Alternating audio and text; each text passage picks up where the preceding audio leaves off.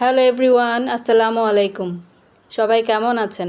অনেক দিন পর ভিডিও পোস্ট করছি। ভিডিওটা অনেক আগেই পোস্ট করতে চেয়েছিলাম, কিন্তু সময় পাচ্ছিলাম না।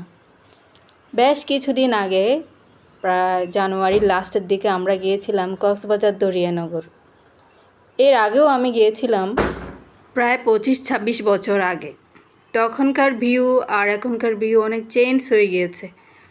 অনেকেই এটা সম্পর্কে অবশ্য তেমন জানেন না, আমার এটা মনে হয়, কারণ এটা নিয়ে আমি তেমন ভিডিও দেখিনি। এটা বাইরে থেকে দেখতে তেমন আকর্ষণীয় মনে হয় না, তবে ভিতরে গিয়ে যখন নির্জন গুহার ঝর্ণা দেখবেন তখন আপনার বেশ ভালো লাগবে। মনে হবে ভুতুর একটা প্লেসে চলে এসেছি। তবে একটা জিনিস খেয়াল রাখবেন যে একা যাবেন না, বেশ কয়েকজন একসাথে নিয়ে তবে ভিতরে প্রবেশ করবেন।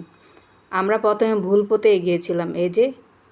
এই পথটা দেখছেন, এই পথে গেলে আপনি উপরে উঠে আটকে যাবেন, কোথাও যেতে পারবেন না, আশেপাশে কিছু নেই।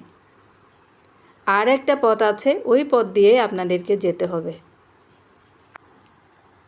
ভুল পথে যাওয়াতে আমাদেরকে পাহাড় বেয়ে একটু কষ্ট করে নিচে নামতে হয়েছে। আমার তো অনেক কষ্ট হয়েছে নামতে। তো আস্তে আস্তে তারপরও সামনের দিকে এগিয়ে গেলাম। যেহেতু গ্রামে থাকতাম, তাই একটু কষ্ট হলেও এ ধরনের পথের মানে এক্সপেরিয়েন্স তো আছে।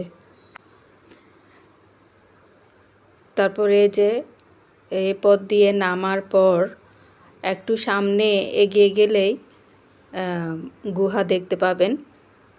আসলে বলতে হয় একটু সামনে না, বেশ একটু পথ হেঁটে যেতে হয়, তারপরেই গুহা দেখতে পাবেন।